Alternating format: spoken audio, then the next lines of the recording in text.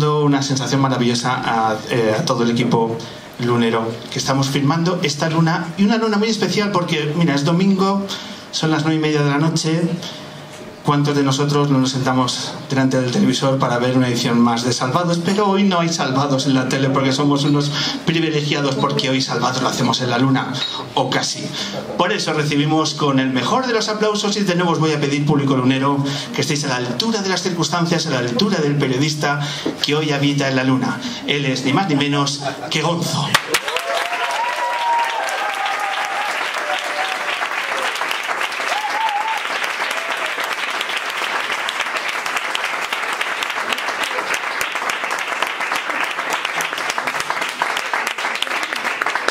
Para estar a la altura debería haberse acabado en el primer segundo el aplauso, pero yo soy mucho más como Wyoming y diría enhorabuena por vuestro criterio. Estoy pensando que me encanta pasar las tardes de domingo pidiendo aplausos. Me parece una forma muy sana de pasar una tarde de domingo. Gonzo, bienvenido de nuevo al Hombre Luna. Ha pasado un tiempo, pero de nuevo estás aquí en una edición especial, así que lo primero es agradecerte que hayas tenido la cercanía con este proyecto. Así que bueno, mil gracias. Un placer.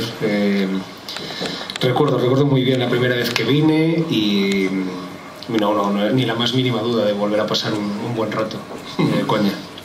Os agradezco yo mucho que me hayáis invitado. Eran también los tiempos del Café La Palma. En los tiempos fue la única luna donde tuvimos a un grupo noruego. Tocó Bohem y luego tocó Anaut. Tuvimos doble acústico porque hacemos cosas muy locas. Es que hemos hecho cada cosa, Gonzo. No dejéis de hacerlas. ¿Tú crees? Sí, no, porque el día que dejas de hacer locuras, yo creo que lo primero que pasa es que los que hacen el proyecto empiezan a aburrirse, y cuando haces cosas que al final en el fondo las haces para que los disfrute el público, aunque esa es una excusa, porque realmente lo haces porque tú crees en el proyecto, porque te apetece hacerlo, porque te genera algo de felicidad, es decir, exponerte al público, pasar por esa presión, ya seas pues alguien que presenta un podcast, alguien que se dedica a hacer tele, alguien que hace música. Siempre está esa parte de tú lo haces porque es lo que el cuerpo te pide, pero te tiene que pedir mucho porque al final es una exposición brutal. O sea, todo depende del escrutinio del respetable. Por muchas ganas que tengas, si eso no gusta, no va a ningún lado, y entonces acaba minando tu propia autoconfianza, tu creencia en el proyecto. Entonces, en ese sentido, el rollo de creer en algo y cada semana o cada mes decir creo en esto y aparte voy a ponerlo a prueba, porque llevarlo ante el público es ponerlo a prueba. O sea, el primer concierto de Merino, por ejemplo, vuestro primer Oscar, la primera vez que son la mayoría del año, hacemos 14 Salvados al año, o sea que eso significa que 38 domingos son 6 Salvados. Pero sí es extraño porque el último no fue hace tanto tiempo, fue el primer domingo de febrero. Y sí que llegan las 8 de la tarde y todavía tengo esa inercia de que el pulso se acelera, el estómago se cierra y de repente dices para que no hay Salvados. Y aún así sigo haciendo las mismas rutinas. Y es que a las 8 de la tarde, cuando hay programa, no me cabe la ansiedad en el cuerpo y me salgo de casa y voy a caminar. Camino 1 hora o 1 hora y cuarto justo para llegar y ver el programa. Y eso lo sigo haciendo. Pero reconozco que vivo mucho más relajados los domingos en los que no hay Salvados. Estaba pensando que puede haber vecinos diciendo mira, había Salvados porque te ven por la ventana pasar. Pero ahora ya me ven siempre porque se ha acostumbrado, se ha convertido incluso en voy a dar este paseo para disfrutar de no tener la presión de ser un domingo de Salvados. O sea, de darme cuenta de que a veces es bueno no estar ante esa sensación. Si el concepto es pasarlo peor, es cuando esperas al dato. A partir de, o sea, el despertar de esos lunes, sobre todo el primero de temporada, suele ser un poco antes de las 6, no aguanto mucho más, y es un despertar muy de como el primer capítulo de aquella serie de televisión Perdidos. Sabes que de repente abres el ojo y todo es ansiedad hasta que llegan las 8 y 2 minutos y vas dándole ahí al Twitter para abajo hasta que sale la audiencia. La noche previa a entrevistar a alguien es una tensión, pero es una tensión bonita porque es la tensión de un reto. Lo otro no, lo otro es la tensión de la evaluación. O sea, es la noche previa a la nota de selectividad, pero todos los domingos. ¿Y cómo cambia y más o menos va por el mismo que no es bueno. Me suelen preguntar por la nota, sobre todo el pequeño. Me he dado cuenta que no es bueno porque lo que transmites, o sea, al final tus hijos aprenden aprenden mucho más de lo que ven en ti de lo que tú le cuentas. O sea, en ese sentido son mucho más listos y aprenden de lo que haces y no de lo que dices. Entonces, por mucho que yo les diga que no os presionéis, da igual la nota del examen, lo importante, en casa valoramos si habéis estudiado, si os habéis esforzado. Tú le dices todo esto y el lunes por la mañana te ven de mala hostia porque entonces no vale para nada todo lo que hayas dicho. El dato distorsiona la coherencia. Sí, y yo no me di cuenta hasta hace muy poco, que lo hablé con mi terapeuta, y le hablaba de, bueno, pues unas cosas que le pasan a mi hijo pequeño y me dijo, ¿a ti qué es lo que te ve los lunes cuando estás esperando este dato? Dice, una tensión de la hostia, que si no va como yo espero, ya ve que el estado de ánimo decae, y si va como yo espero o mejor, pues claro, esto todo alegría. Y entonces me dijo, bueno, pues eso es lo que le transmites, que al final todo depende del resultado. Y me ha venido guay para intentar cambiarlo. Entonces, a partir de ahora, cuando venga la próxima temporada, haré como que me da igual sacar un mal dato. ¿Te soportas a ti mismo? ¿Es capaz de... No, a ver, me soporto, sí. Me da mucho pudor, me sigue dando mucho pudor. Siempre hay un momento del programa en el que lo estoy viendo y pienso, hostia, que esto lo está haciendo gente en su casa. Y aparte hace poco que me compré una tele nueva, la que tenía llevaba más años en mi casa que yo, y la compré un poco más grande y un poco como la mayoría de las teles. Yo tenía una tele, un monitor prácticamente, y desde que tengo una tele grande, nueva, que es como más grande, me da todavía más pudor. Es una sensación de responsabilidad por un lado, pero en el fondo cuando me hago un análisis me doy cuenta que no me llama, o sea, lo que me mueve no es la responsabilidad de estar saliendo, es simplemente el pudor. O sea, decir, ¿por qué? ¿Por qué tengo que ser yo? O sea, ¿qué ha pasado para que sea yo el que esté saliendo ahí? Y claro, eso, el siguiente paso es que te lleva la responsabilidad de... Claro, yo detecto un mal momento y la vergüenza es total. Muchas veces pienso, hostia, ojalá zapping todo el mundo ahora y no vea la siguiente pregunta. Y cuando es un buen momento, tampoco lo acabas de disfrutar porque siempre estás en... Habrán detectado el detallito que quise meter. Es una sensación raruna. Pero también me mola que ya llevo unos cuantos años haciendo esto y seguir teniendo ese nervio. Me acuerdo de una entrevista que leí hace muchos años a Sacristán, que le preguntaban hace años, y todavía sigue ahí, que cuándo creía él que sería el momento de dejar de hacerlo, de salir a un escenario, de hacer una peli, y decía que sería el día en el que no sintiese el nervio de que lo que hacía, era lo que hablamos al principio, era un trabajo de cara al público, y que eso le generaba una tensión. Entonces, cuando siento tensión, digo, bueno, me acuerdo de esa entrevista de Sacristán y pienso, vale, eso significa que sigo estando vivo como profesional, es decir, que esto me sigue importando más allá que acabar el mes y meter una nómina en casa. Es decir, que hay una querencia que el trabajo, cuando acaba, no, antes de que acabe, mi padre. Siempre. Sí, o sea, es empezar los créditos. Alguna que otra vez dije, espera que quedan 5 segundos, papá. Ay, vale, perdón, cariño, perdón. Y sí, el primero que me llama es mi padre, me hace la crítica. Aparte tiene una cosa muy graciosa, el cabrón, que es que como que el primer minuto solo habla él y yo me doy cuenta que en un momento pone el altavoz, entonces ya entra mi madre también a la conversación. Pero hay como una parte de que no sé por qué él ha visto la necesidad de que el inicio de la conversación sea algo entre nosotros dos. Nunca le he preguntado el por qué, nunca he sacado la conversación. De hecho, nunca había verbalizado que me había dado cuenta de todo esto, porque además es el primer minuto es el más intenso. Es en plan, cojo el teléfono y ¿qué bello? ¿Cómo va? Muy bien. Puedo ser mayor. ¿Qué significa eso? ¿Cuántas palabras que van ahí dentro? Bueno, si fuese estudiante y estaría en casa, o sea, hace 30, 40 años me hubiese dicho... Así no me sigo esforzando por ti. Pero bueno, sí, es crítico, porque también sabe que yo lo soy, entonces entiende un poco por dónde voy a pasar. Lo peor que me puede decir, y alguna vez me lo ha comentado, es en plan, lo digo en castellano. El programa de hoy lo he visto porque lo presentas tú, si no, no lo hubiese visto. Pero es que es muy bueno, porque nosotros hacemos el programa para gente como mi padre. No para gente como nosotros. Es decir, muchas veces en las reuniones es en plan, esto mola mucho, esto es una burbuja de periodistas o una burbuja de gente que trabaja en tele, y tú no haces el programa para esa gente, lo haces para el público en general, que zapeando, gente como mi padre, que pues lo que quiere el domingo por la noche es entretenerse un poco. Entonces cuando mi padre me dice, lo he visto porque lo presentas tú, dices, vale, no ha interesado. O sea, ya no te quiere decir que el programa esté mal, sino que lo que tú ofreces, o sea, la previa de este domingo en Salvados, este tema o este personaje, y te hace ver que no interesa, y no falla. Siempre coincide ese comentario con un dato que no llega a cubrir las expectativas de lo que tenía. Pero eso es medio de programa, ¿eh? No cambias, mamá. ¿En la familia, si coincide un Salvados con un partido del Celta, que se ve? Ah, Salvados. Es que mi padre es del Deportivo, el pobre.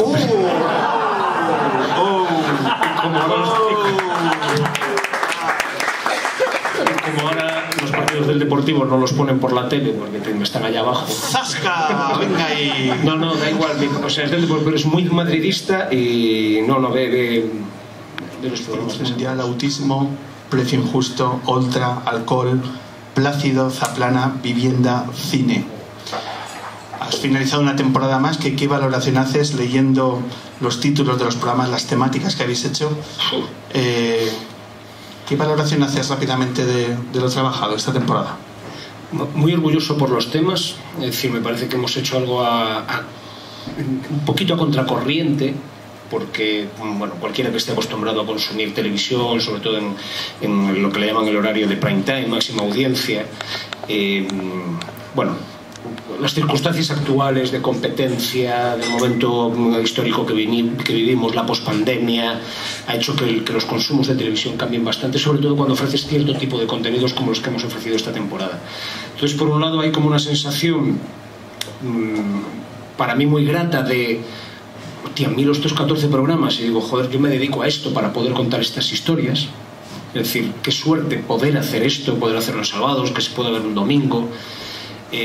Pero al mismo tiempo, haciendo el análisis completo, nos hemos dado cuenta, o yo por lo menos me doy cuenta, de que a grandes temas, grandes exigencias. Es decir, tú si planteas un tema como el Mundial de Qatar, no puedes luego soltar un programa como nosotros llamamos plano.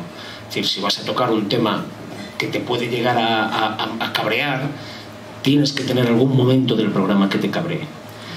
Y entonces eso es una de las lecciones de esta temporada. Es decir, planteamos temas importantes, el desarrollo tiene que estar a la altura de los principios que tú puedas tener, nosotros esto lo tenemos claro, o la sensación de que el domingo por la noche, o sea, en la previa de afrontar la semana, el personal necesita como otro tipo de actitud o de sensación con la que irte a la cama, que dices, hostia, esto es normal. Pero joder, Salvados es un programa que siempre se ha emitido el domingo por la noche, que siempre ha entrado en temas complicados, y que esto le convirtió en un programa de referencia, que hace años esto significaba que era lo más visto. Sin embargo, ahora vamos detectando que a veces, no lo sé, como por ejemplo entrevistar a la actriz María Galeana hablando sobre la vida o sobre su experiencia como profesora, como ser actriz de éxito con 60 y pico años, captan más la atención que plantear un programa en el que cuentas el caso Plácido Domingo y además por primera vez un medio de comunicación saca a una víctima de Plácido española y que sufrió esas actitudes, esos acosos en España. Entonces ahí hay como una doble sensación, que es, bueno, tú haces un contenido, haces un programa porque crees en este tipo de contenidos y porque crees que ofrecer esto a la sociedad es beneficioso. No solo en términos económicos o de rentabilidad, sino en, joder, somos una sociedad adulta, hemos pasado por lo que hemos pasado, podemos hablar de ciertas cosas de forma tranquila, simplemente poniéndolas encima de la mesa. Y ya no resulta tanto así. Entonces el análisis que me hago estos días, después de haber acabado, es, como sociedad estamos cansados, la tele ha perdido la credibilidad como para que la gente siga viniendo a ver, cuéntame lo que es la vida. No lo sé, hay una sensación extraña de que el periodismo, antes lo que a través de la profesión contabas, movilizaba a una sociedad. Y ahora, porque lo hablo con compañeros no solo de la tele, sino también de radio, de prensa, tienes que ver más qué es lo que la gente o la sociedad está hablando, son los temas que le preocupan, para tú sumarte a eso. Entonces eso tiene una doble lectura. Hay una que me encanta, que es cojonudo. Yo siempre he sido más de, tío, que de la gente, que de lo colectivo salga la opinión pública, es decir, la agenda pública, no de los medios de comunicación, porque tiene que venir alguien desde arriba a decir, pues hoy, esta semana hay que hablar de esto, o hay que pensar en esto.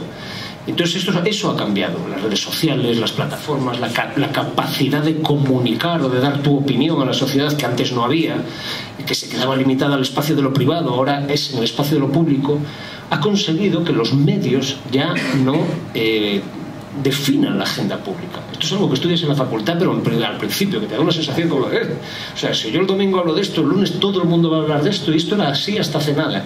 Entonces, hay una parte que a mí me encanta, que es de puta madre. Es decir, ya lo colectivo, la sociedad en la que vivimos y cada uno de los grupos o de las pequeñas comunidades son las que van poniendo los temas encima de la mesa. Y luego los medios de comunicación nos sumamos e intentamos explicar a la gente esos temas sobre los que ellos hablan y darle cierto contexto. Pero por otro lado, como periodista, dices, bueno, hemos perdido no una situación de poder, pero sino una capacidad de generar una agenda pública alternativa a la que generan los otros poderes. Pero claro, es que, y con toda la razón del mundo, estamos en un momento donde la mayoría, o una gran parte de la sociedad, sobre todo la que hace que esto funcione, la parte crítica de la sociedad, ha convenido que lo que los medios de comunicación ponemos encima de la mesa de la agenda pública son aquellos temas que al poder político o al poder económico le interesa poner encima de la mesa. Entonces, a veces vivo en esta, no es dicotomía, es una como un enfrentamiento de sensaciones de, guay, hay un estado de madurez en la sociedad a la que nos dirigimos, que me encanta como miembro de esta sociedad, como persona que vive aquí, pero que al mismo tiempo es contraproducente para el trabajo que yo tengo. Entonces estamos en una situación de, bueno, ahí tiene que haber un compromiso, o sea, una forma de encontrar cómo podemos seguir haciendo nuestro trabajo sin contar cosas que a la gente ya no le interesa. Pero ¿cómo canalizamos, qué instrumento utilizamos para ser sabedores de que esto es de lo que quiere hablar la gente? Es decir, ¿es Twitter? ¿Es el ruido incesante de Twitter que ya está manejado por quien está manejado? Es decir, ¿dónde llegamos a la conclusión de que estos son los temas en los que nuestra sociedad está hablando hoy? Lo bueno es que la calle, o los bares, o los espacios comunes, o las reuniones de vecinos siguen siendo el lugar donde salen las preocupaciones. Lo que hay es que cada vez hay como realidades más atomizadas. Es decir, ya no hay uno o dos temas que interesan al 60% de la población. Y eso me parece que también es bueno. Ya no somos tan rebaño. Hay más rebaños intentando que su opinión o que sus necesidades sean de las que se hablan. Ahora, ¿cómo hacemos nosotros para...? El día que sepamos eso, yo me retiro. Eso. Pero, bueno, puedes ir viéndolo como programa de televisión. Joder, tú analizas qué programas funcionan, qué contenidos funcionan, cuáles no. Hay contenidos que funcionan en los que dices, bueno, yo no quiero seguir haciendo eso. Pero en términos generales me atrevería a decir que hay una sensación en la que funcionan más aquellos contenidos que te permiten entenderte a ti como individuo. Y hace 6-7 años funcionaban más aquellos contenidos que te permitían entender la colectividad en la que estabas, a la que formabas parte. El 15M hizo que se debatiesen los temas que nos interesaban como sociedad. Eso ha quedado totalmente olvidado y la pandemia ha acelerado la individualidad. Entonces estos temas de, no sé, salud mental, proyectos de vida, que un celebrity, un famoso te cuente cómo ha estado en lo más bajo y ha conseguido remontar y volver a estar en una situación de, bueno, tranquilidad y comodidad, eso ahora mismo la gente, la sensación que tengo yo es que le interesa mucho más. Es decir, me parece que es un paso atrás. Cuando tú te interesas por lo colectivo, es porque lo individual lo tienes más o menos satisfecho. En el momento que lo colectivo ya no te importa tanto y vuelves a buscar contenidos que te ayuden a entenderte a ti mismo, es porque has dado un paso atrás en lo individual. Y no sé si ha sido la pandemia o todas las circunstancias que han aparecido por ahí, o simplemente apariciones de las nuevas tecnologías que te permiten que tu realidad sea más expuesta y que puedas tener feedback de esa realidad. Pero es lo cierto, creo que vivimos en una época donde la gente intenta entenderse más a sí misma que al colectivo al que pertenece. Vamos a hacer un repaso rápido de esta temporada. ¿Cuál ha sido el programa que más dificultad os ha presentado a la hora de prepararlo? El de Plácido Domingo. ¿El que más tiempo se ha llevado? El de Plácido Domingo. No, perdón, autismo. Plácido Domingo fue 1 año y medio, el programa de autismo fueron 3 años trabajando en él. ¿El programa que más presiones habéis recibido? No ha salido, no se emitió. ¿Cuál fue? Me acabo de quedar en el paro. Un aplauso a este hombre que se ha quedado en el paro. Tengo colchón económico. ¿Se puede saber de qué tema? No se puede saber porque saldrá. Por esta es la típica de... No salió este año. Sí, que el programa sobre la monarquía va a salir. No, eso ahora mismo es de lo más fáciles. Bueno, de la monarquía emérita. En la primera temporada, creo que sí, la primera temporada que estuve en Salvados hicimos un programa sobre el emérito, que lo enfocamos cómo pudo pasar todo eso. O sea, no echándole la culpa al niño que rompe la vajilla. O el jarrón chino, no, sino a la familia que dejó el jarrón chino al alcance de... Entonces hicimos un programa sobre por qué se permitió que el emérito hiciese... Y no hubo ningún problema. Y una de las cosas que detecté o que creí entender es, bueno, lo de al rey muerto, rey puesto, pero en términos de relato. Es decir, cuanto más, ¿cómo decirlo?, cuanto más sórdido sea todo lo que hizo Juan Carlos I, más te lleva a pensar que Felipe VI no puede ser igual. Entonces, cargar las tintas sobre el viejo es como sin entender que el joven él no es así. Cuidado cuando decías al comenzar la entrevista el valor del ejemplo, que aprenden del ejemplo. Bueno, es que no es ejemplo, es tradición familiar. Son los borbones que se han dedicado a eso toda la vida. O sea, más llamadas de presión, que la cadena ha dicho esto es así. No, ninguno. No me lo creo. No, en serio.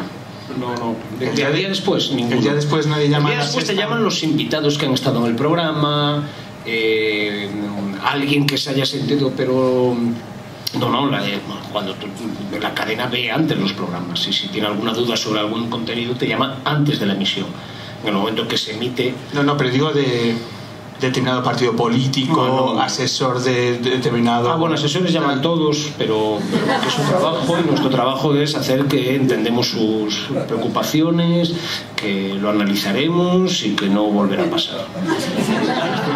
O sea, te escriben durante el programa. Sí. Pues que yo no entiendo, es su trabajo. ¿Pero por qué durante el Y hay veces que el asesor te gana la partida en la grabación, y hay veces en la que se la ganas tú. O sea, esto es... como dirían en El Padrino, no es personal, son negocios. Pues es un poco así. ¿Pero de qué partido político te llaman más? ¿De los asesores? ¿Dónde son más...?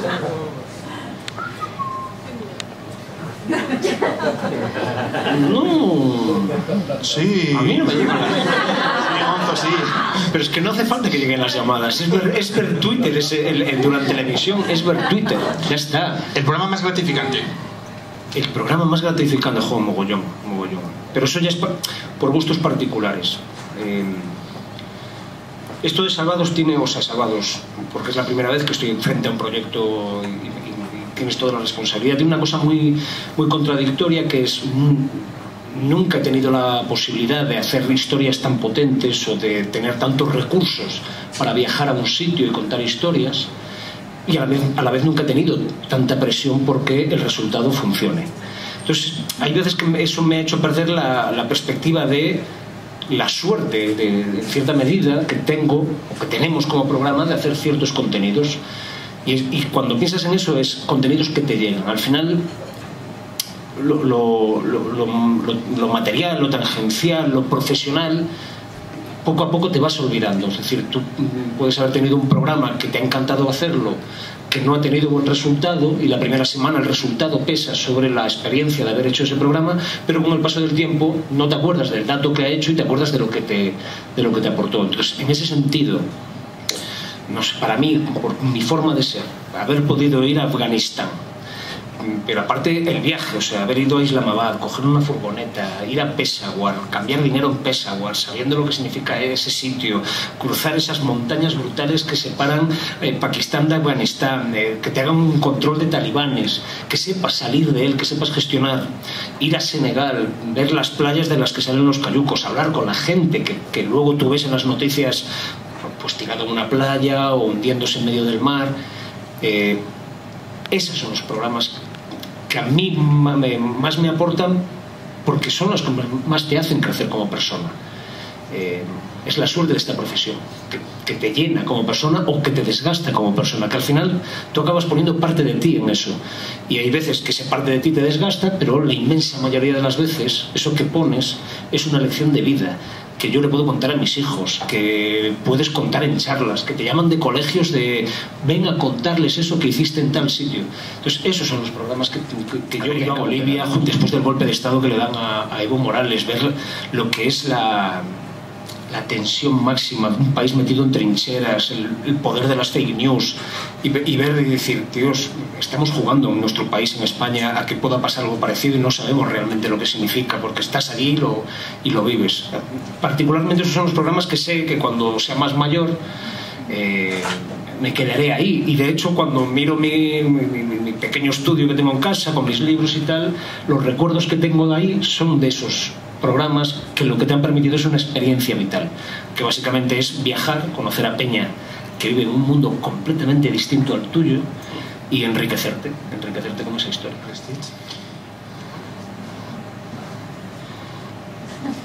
Hostia. Es uno de los mejores salvados de la historia de salvados. Sí. Y que aparte fuese sobre el Prestige, me encantó. Pero sí, ese fue el mensaje. ¿Qué relación tienes con Jordi Évole? ¿Qué importancia tiene en el día a día del programa? Depende. Jordi Évole, o sea, él es el productor ejecutivo, es decir, Salvados lo hace la productora Producciones del Barrio, y son dos fundadores, Ramón Lara y Jordi Évole. Pero la relación que tenemos es de dos profesionales que nos dedicamos a lo mismo, que nos gusta lo mismo, que en la mayoría de las veces hablamos de cosas, de esto que te decía, de da igual el dato, o sea, no tanto de la parte profesional del trabajo, sino de la experiencia que supone para nosotros. Pero en otros momentos, claro, tenemos reuniones pues de jefe, como es él, y de empleado, que soy yo. Pero es una relación para mí muy fructífera en lo personal y en lo profesional. ¿De 0 a 10 nota de Évole como jefe? Como jefe un 10. No. Me paga el último día hábil de cada mes. Eso ya... Creo que eso lo pasa en la empresa estatal. En el resto de los sitios tienes que esperar el día 5. Como sé que tienes una relación muy importante con el mundo de la música y de las